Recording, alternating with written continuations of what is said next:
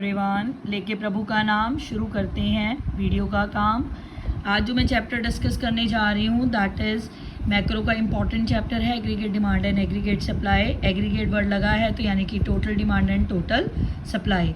Aggregate demand को आप goods and services और एक्सपेंडिचर की फॉर्म में पढ़ सकते हो, मीनिंग को समझ सकते हो। एग्रीगेट डिमांड का गुड्स एंड सर्विसेज की फॉर्म में मीनिंग होता है total value of final goods and services which all the sectors of an economy are planning to buy. याद रखना प्लान्ड है, यहाँ पे एक्चुअल डिमांड नहीं लेनी, प्लान डिमांड लेनी है। ठीक है, जो सारे सेक्टर्स, 4 सेक्टर होते हैं, हाउस होल्ड, प्रोड्यूसर, ठीक, government, rest of the world. चारों सेक्टर्स की टोटल डिमांड को हम क्या बोलेंगे? Aggregate demand. या चारों सेक्टर जो एक्सपेंडिचर करेंगे अपनी डिमांड को पूरा करने के लिए, उसे हम क्या बोलेंगे? Aggregate demand. ठीक है, एग्रीगेट डिमांड एक फ्लो कंसेप्ट है। याद रखना प्राइस के साथ इसका ऑपोजिट रिलेशनशिप है, जो हमने ऑलरेडी पढ़ चुके हैं +1 में लॉ ऑफ डिमांड में, कि प्राइस और डिमांड का नेगेटिव रिलेशनशिप होता है। यहाँ पे वर्ड आ गया एग्रीगेट डिमांड। एग्रीगेट डिमांड का भी प्राइस के साथ नेगेटिव रिलेशन। जैसे जैसे प्राइस बढ़ेगा डिमांड कम हो जाएगी, जैसे जैसे प्राइस कम होगा डिमांड बढ़ जाएगी। पर इसका इनकम के साथ पॉजिटिव रिलेशनशिप होता है हमेशा डिमांड का। जैसे जैसे इनकम बढ़ेगी डिमांड बढ़ेगी, जैसे जैसे इनकम कम होगी डिमांड कम होगी। बट याद रखना ये फ्लो कंसेप्ट है, क्योंकि डिमांड अप एंड डाउन होती रहती है। नेक्स्ट है, ये देखो डायग्राम फॉर्म में देखो, डाउनवर्ड स्लोपिंग होता है ना, प्राइस के साथ इसका नेगेटिव रिलेशनशिप है और इनकम के साथ इसका डायरेक्ट रिलेशनशिप है, इसलिए अपवर्ड स्लोपिंग होता है। क्लियर है? एक इंपॉर्टेंट पॉइंट याद रखना, what people wish to spend या what people plan to spend at particular level of income, that is your aggregate demand. हमेशा प्लान लेनी है बेटा या विश लेनी है, एक्चुअल नहीं लेनी। नेक्स्ट इंपॉर्टेंट क्वेश्चन इसका बहुत इंपॉर्टेंट है, कंपोनेंट्स क्या होते हैं, यानी कि एग्रीगेट डिमांड को कैसे फाइंड आउट किया जाता है। बेसिक 4 कंपोनेंट है, consumption expenditure, government, investment expenditure, net export. चारों को प्लस कर दो, आपका एग्रीगेट डिमांड आ जाएगा। कंजम्पशन एक्सपेंडिचर को C के साथ डिनोट करते हैं, गवर्नमेंट को G के साथ, ठीक, और इन्वेस्टमेंट को I के साथ, और नेट एक्सपोर्ट को X - M। X means export है, M मीन्स इम्पोर्ट है। क्लियर? अब ये C होता क्या है? जो house hold sector goods and services पे खर्चा करता है उसको हम बोलते हैं हाउस होल्ड एक्सपेंडिचर। याद रखना प्लान लेना है, फिर बोल रही हूँ, प्लान को एक्स एंटी बोलते हैं, एक्चुअल को एक्स पोस्ट बोलते हैं। एक्स एंटी बोलते हैं प्लान को। गवर्नमेंट में आपने लेना है जो गवर्नमेंट खर्चा करती है कंज्यूमर और कैपिटल गुड्स पे इकोनॉमी को सेटिस्फाई करने के लिए, उसे हम गवर्नमेंट एक्सपेंडिचर कहते हैं। ठीक है, गवर्नमेंट एक्सपेंडिचर कंज्यूमर गुड्स पे किस पे, यानी कि हेल्थ, एजुकेशन। और इन्वेस्टमेंट किसको बोलोगे? ब्रिजेस, हाईवेज, रोडवेज, इन सब पे जो कंस्ट्रक्शन का काम होता है उस पर गवर्नमेंट एक्सपेंडिचर करती है। नेक्स्ट है इन्वेस्टमेंट एक्सपेंडिचर। इन्वेस्टमेंट एक्सपेंडिचर पे आप लोगे जो सारे सेक्टर और फर्म टोटल एक्सपेंडिचर करते हैं, हम उसे इन्वेस्टमेंट एक्सपेंडिचर कहते हैं। पर इसमें बेसिक गवर्नमेंट ऊपर चला गया तो प्राइवेट सेक्टर रह गया ना, इसलिए इसमें प्राइवेट सेक्टर को प्रेफर करते हैं, प्राइवेट और प्रोड्यूसर सेक्टर को। ये 2 तरह की होती है, इंड्यूस्ड और ऑटोनमस। इंड्यूस याद रखना प्रॉफिट मोटिव होती है, इनमें जो ऑटोनमस होती है वो सोशल वेलफेयर के लिए होती है। ठीक है, प्रॉफिट मोटिव किसका होगा? प्राइवेट सेक्टर का, और सोशल वेलफेयर कौन करता है? गवर्नमेंट। इससे ये इनकम इलास्टिक होती है, जैसे जैसे इनकम बढ़ेगी प्राइवेट सेक्टर अपना इन्वेस्टमेंट का एक्सपेंडिचर भी बढ़ा देगा। ये इन इलास्टिक होती है क्योंकि गवर्नमेंट ने करनी है, गवर्नमेंट को इनकम से कोई मतलब नहीं होता। ठीक है, इसलिए इसको इन इलास्टिक बोलते हैं। अगर गवर्नमेंट ने खर्चा करना है तो करना ही। क्लियर है? ये डिफरेंस लर्न कर लेना अच्छी तरह। नेक्स्ट 4th कंपोनेंट है net export, export minus import. इसमें आप क्या लोगे? सारा इंपोर्ट, एक्सपोर्ट और इंपोर्ट का डिफरेंस, उसे बोलते हैं हम नेट एक्सपोर्ट। वैसे हमारे एक्सपोर्ट ज़्यादा होने चाहिए, तो क्योंकि एक्सपोर्ट ज़्यादा होंगे तो क्या होगा? हमारे पास फ्लो ऑफ इनकम ज़्यादा होगा। क्लियर है? अगर इनकम ज़्यादा होगी तो एक्सपेंडिचर ज़्यादा होगा, एक्सपेंडिचर ज़्यादा होगा तो डिमांड बढ़ेगी बढ़ेगी। अब अगर एग्रीगेट डिमांड को कंपोनेंट को स्टडी करना है, अगर ओपन इकोनॉमी में पढ़ना है तो चारों लोगे आप component, C + I + D + X - M। JM Keynes की डेफिनेशन है कि आप बेसिक 2 ही कंपोनेंट लो, इसके जो मेजर है दैट इज C + I। ठीक है, अब देखो अगर आप क्लोज इकोनॉमी में 2 सेक्टर पढ़ रहे हो या 3 सेक्टर, क्लोज है इकोनॉमी, इसमें नेट एक्सपोर्ट नहीं आएगा। 2 सेक्टर पढ़ रहे हो तो C + I, 3 सेक्टर पढ़ रहे हो तो C + I + G। क्लियर है? ओपन इकोनॉमी में क्लियर। अगर ओपन इकोनॉमी में चारों आ जाएंगे, क्लोज इकोनॉमी में नेट एक्सपोर्ट नहीं आएगा। नेक्स्ट है एग्रीगेट सप्लाई। एग्रीगेट सप्लाई का मतलब क्या होता है? Flow of goods and services. Demand का क्या मतलब था? गुड्स एंड सर्विसेज कंज्यूम्ड या expenditure done by all the sector on the consumption. ठीक, एग्रीगेट सप्लाई क्या है? Flow of goods and services in the economy. जो टोटल प्रोडक्शन करते हैं producer, they want to sell in the market, they plan to sell in the market, that is aggregate supply. I repeat, aggregate demand को भी plan लेना है और aggregate supply को भी प्लान लेना है। क्लियर है? अब एग्रीगेट सप्लाई के कौन से दो इंपॉर्टेंट कंपोनेंट होते हैं? सी प्लस आई, कंजम्पशन प्लस सेविंग्स। अब इनकम किसके बराबर होती है? सी प्लस एस के। एग्रीगेट सप्लाई भी सी प्लस एस के। तो हम ये क्या करेंगे, हमारी इनकम किसके बराबर होगी, यानी कि नेशनल इनकम इकोनॉमी की किसके बराबर होती है?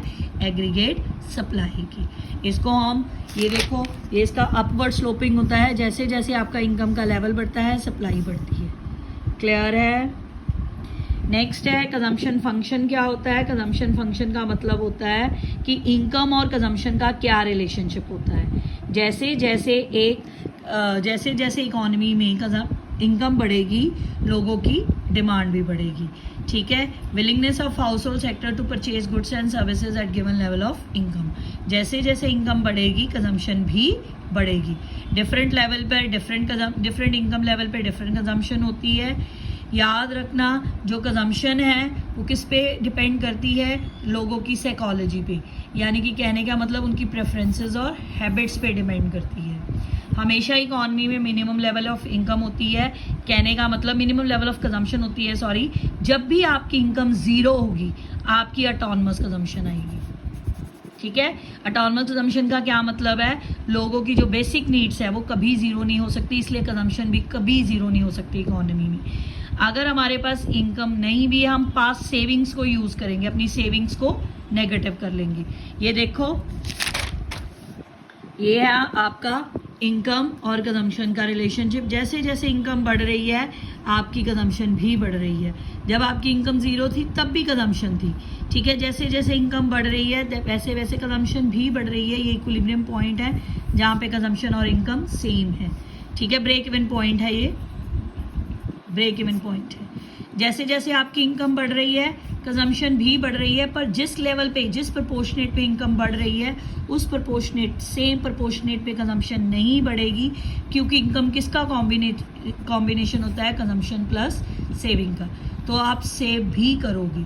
ठीक है, इसलिए यहाँ पे सेविंग्स भी आ जाती हैं, यहाँ पे डिस सेविंग्स, यहाँ पे कंजम्पशन इक्वल टू इनकम। ये देखो, ये डायग्राम है इसका। ये आप हमेशा 45 डिग्री पे बनाओगे। कैसे? ये देखो, इसको आप हमेशा 45 डिग्री पे बनाओगे। कंजम्पशन कभी भी आप एक्स एक्सिस से शुरू नहीं कर सकते, वाई एक्सिस से ओरिजिन से शुरू नहीं कर सकते, हमेशा वाई एक्सिस से शुरू करोगे। क्यों? क्योंकि हमेशा यहाँ पे क्या होती है? Autonomous consumption. जहाँ पे इनकम और कंजम्पशन इंटरसेक्ट करेंगे वहाँ पे क्या होगा? Break even point. Break even point से हमेशा नीचे डिस सेविंग्स होंगी, क्योंकि ऑटोनमस कंजम्पशन है, और ऊपर हमेशा सेविंग्स होगी। ये ऊपर कभी भी इंटरसेक्ट नहीं करेंगे, क्योंकि इनका डिफरेंस क्या होगा? सेविंग्स। क्लियर है ये डायग्राम? ठीक है, नेक्स्ट है propensity to consume. Propensity to consume आपको शो करता है आपकी इनकम और कंजम्पशन की रेशो, यानी कि एपीसी एमपीसी। याद रखना, मैं आज में आपको एक चार्ट लर्न करवाती हूँ, वो अच्छी तरह कर लेना। APC, APS, MPC, MPS. ये मार्जिनल प्रोपेंसिटी टू कंज्यूम हो गया। ठीक है, ये मार्जिनल प्रोपेंसिटी टू सेव हो गया। ये एवरेज प्रोपेंसिटी टू कंज्यूम, ये एवरेज प्रोपेंसिटी टू सेव। ये आपको इनकम और कंजम्पशन का रिलेशनशिप, ये सेविंग और कंजम्पशन का, ये चेंज इन कंजम्पशन और चेंज इन इनकम का, ये चेंज इन सेविंग और चेंज इन कंजम्पशन का।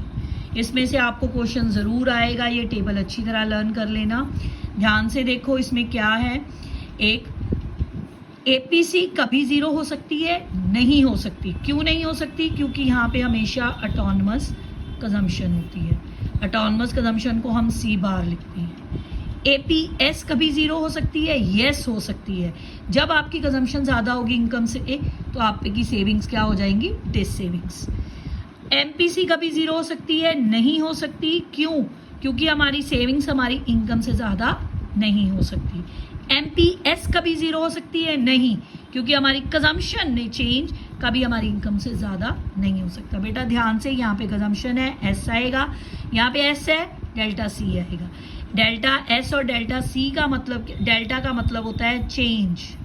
यहाँ पे है चेंज इन सेविंग, यहाँ पे है चेंज इन कंजम्पशन। अब जीरो, यहाँ पे था नेगेटिव और लेस देन जीरो। एपीसी कभी जीरो नहीं हो सकती ड्यू टू ऑटोनोमस। एपीसी 1 हो सकती है जब कंजम्पशन इनकम बराबर हो सकती है। एपीसी मोर देन 1 हो सकती है जब हमारी कंजम्पशन हमारी इनकम से ज़्यादा होगी। ठीक है, अब आ जाओ एपीएस कभी जीरो हो सकता है, हाँ जी हो सकता है जब कंजम्पशन इनकम के बराबर हो। 1 हो सकता है, नहीं हो सकता क्योंकि सेविंग्स कभी भी आपकी इनकम से ज़्यादा नहीं होती। मोर देन 1 हो सकता है, नहीं, सेम रीज़न। अगर 1 नहीं हो सकता तो मोर देन 1 कैसे होगा? ठीक है, क्योंकि सेविंग्स कभी हमारी इनकम से ज़्यादा नहीं होती। अच्छा, अब आ जाओ एमपीसी पे। एमपीसी जीरो हो सकता है, यस हो सकता है जब हमारी सेविंग्स, जब हमारी इनकम में चेंज आता है तो हम सारा पैसा अगर जोड़ लें तो क्या हो जाएगा, हमारी एमपीसी 0 हो जाएगी। अच्छा, 1 हो सकती है, यस हो सकती है।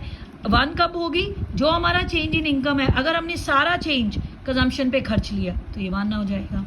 हाँ जी, कभी मोर देन 1 हो सकती है, नहीं हो सकती क्योंकि हमारी इनकम में जो चेंज आया है कंजम्पशन में उतना चेंज सेम नहीं आएगा। कहने का मतलब चेंज इन कंजम्पशन कभी चेंज इन इनकम से ज़्यादा नहीं हो सकता। क्लियर है? नेक्स्ट है एमपीएस। एमपीएस कभी जीरो हो सकता है, हाँ जी हो सकता है जब डेल्टा सी डेल्टा वाई के बराबर हो जाए, अगर हम कुछ जोड़े ही ना, सारा पैसा खर्च दें। 1 हो सकता है, यस हो सकता है जितना हमारा इनकम में चेंज आया हमने सारा अगर जोड़ लिया, खर्चा ही कुछ ना, तो 1 हो जाएगा। नेक्स्ट है मोर देन 1 हो सकता है, नहीं मोर देन 1 ये कभी नहीं हो सकता। क्यों नहीं हो सकता?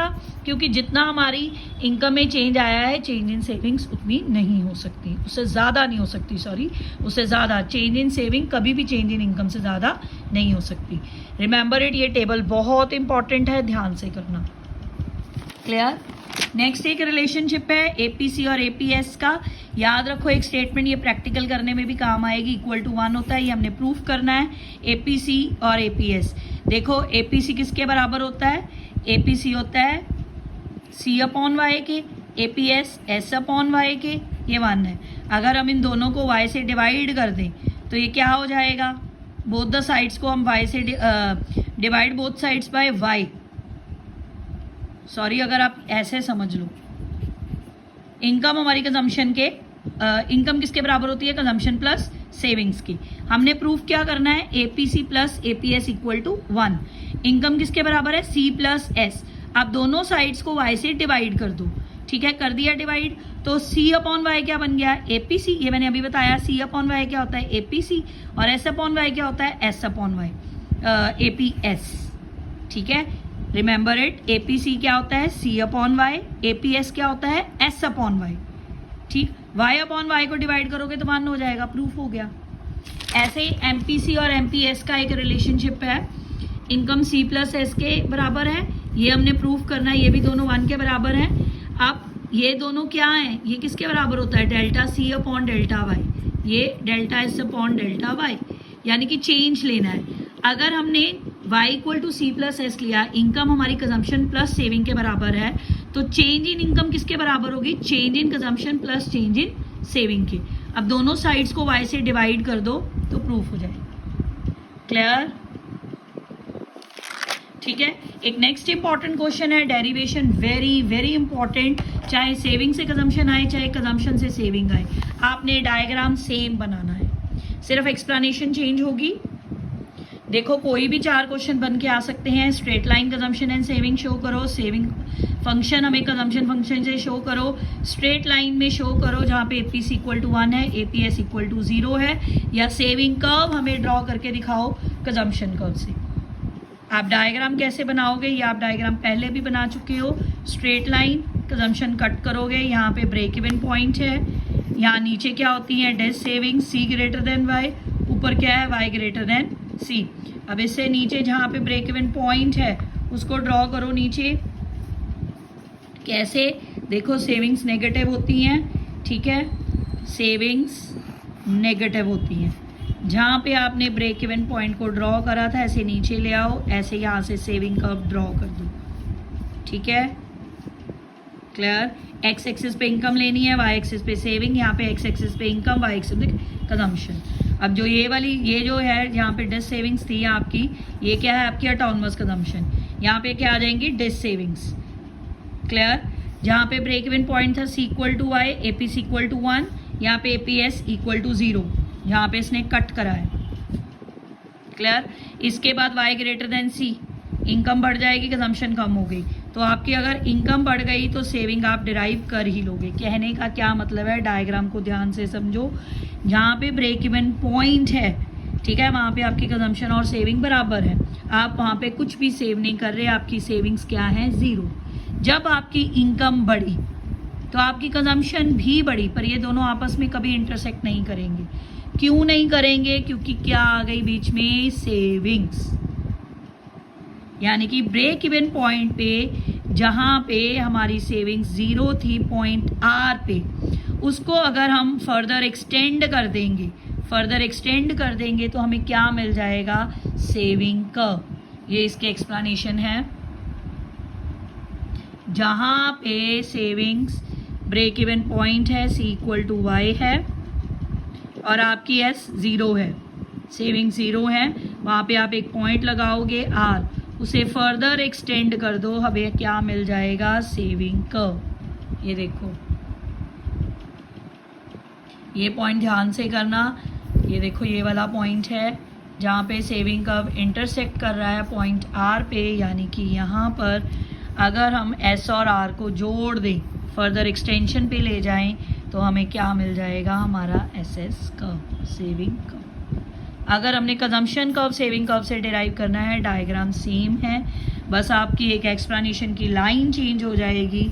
जहाँ पे कंजम्पशन वाई और सी यानी कि इनकम लाइन और कंजम्पशन लाइन इंटरसेक्ट कर रहे हैं, यानी कि ब्रेक इवन पॉइंट पे, अगर ब्रेक इवन पॉइंट पे वो इंटरसेक्ट कर रहे हैं तो आप सी को अगर फर्दर एक्सटेंड कर दोगे तो आपको कंजम्पशन कर्व मिल जाएगा। ये इसकी एक्सप्लेनेशन है कंजम्पशन से सेविंग कर्व की। ये वाला पॉइंट आप अच्छी तरह से करोगे। कहने का क्या मतलब है, ये देखो जहाँ पे आपकी सेविंग 0 है, अगर आप उसको फर्दर एक्सटेंड कर दोगे, ठीक है, अगर वाई लाइन से आप उसको जोड़ दोगे तो सी को आप फर्दर एक्सटेंड कर दोगे।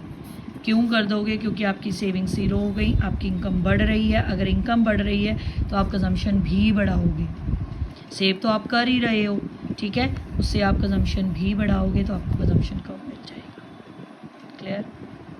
ये सारे फॉर्मूले हैं चैप्टर के, A P C S upon Y, A P C C upon Y, M P C delta C upon Y, M P S delta S upon Y, A D किसके बराबर होता है, सी प्लस आई।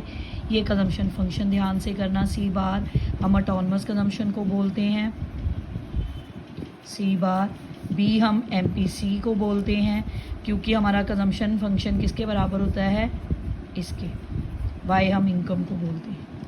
Income किसके बराबर होती है, C plus है इसके। सेविंग्स वाई माइनस सी कर दो, सी में से वाई में से सी माइनस कर दो, सेविंग्स आ जाएंगी। सेविंग फंक्शन किसके बराबर होती है, minus C bar 1 minus B Y. 1 minus B हम एम पी एस को बोलते हैं, बी अकेला हम एम पी सी को। Aggregate supply consumption plus saving के और इक्विलिब्रियम पे एस इक्वल टू आई होता है, और इक्विलिब्रियम पे ही A D equal to A S P होता है। याद, ये सारे फॉर्मूले अगर आप इसको अच्छी तरह से कर लोगे तो सारे प्रैक्टिकल हो जाएंगे। एक बार मैं आपको ये डेरिवेशन फिर बता दूं। अगर सेविंग कर्व की आती है तो बेटा आर एस बोलना, ठीक है। आर को हम फर्दर एक्सटेंड कर दें जहाँ पे ब्रेक इवन पॉइंट है और हमारी सेविंग्स 0 हैं, ठीक है। जहाँ पे सेविंग 0 हैं और सी इक्वल टू वाई है, अगर उसके बाद इनकम बढ़ती है, क्योंकि ब्रेक इवन के बाद हमारी इनकम बढ़ती है, कंजम्पशन भी बढ़ेगी, पर सारी इनकम जो बढ़ी है हम खर्चेंगे नहीं, उसमें से जोड़ेंगे भी। अगर जोड़ोगे तो सेविंग्स आएंगी, इसलिए सेविंग कर्व ड्रॉ होता है यहाँ से।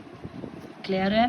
अब कंजम्पशन केस कैसे, अगर इनकम बढ़ती है तो आपकी सेविंग्स तो बढ़ ही रही हैं, पर सारे पैसे आप जोड़ोगे भी नहीं, खर्चोगे भी, इसलिए जहाँ पे ब्रेक इवन पॉइंट होता है वाई ग्रेटर देन सी होता है, अगर हमारी इनकम बढ़ रही है तो वहाँ से हम अपना सेविंग कर्व ड्रॉ कर लेंगे, क्योंकि बढ़ी हुई इनकम सारी हम सेव नहीं करेंगे, कंज्यूम भी करेंगे। क्लियर। इसके इंपॉर्टेंट क्वेश्चन है एपीसी एमपीसी एपीएस एमपीसी का रिलेशनशिप, उनके वो जो उनकी वैल्यूज़ का मैंने आपको चार्ट समझाया था, ये सारे फॉर्मूले, ये डेरिवेशंस दोनों वेरी वेरी इंपॉर्टेंट। एडी के कंपोनेंट बहुत इंपॉर्टेंट है। All these are about the chapter of AD and AS. Thank you very much.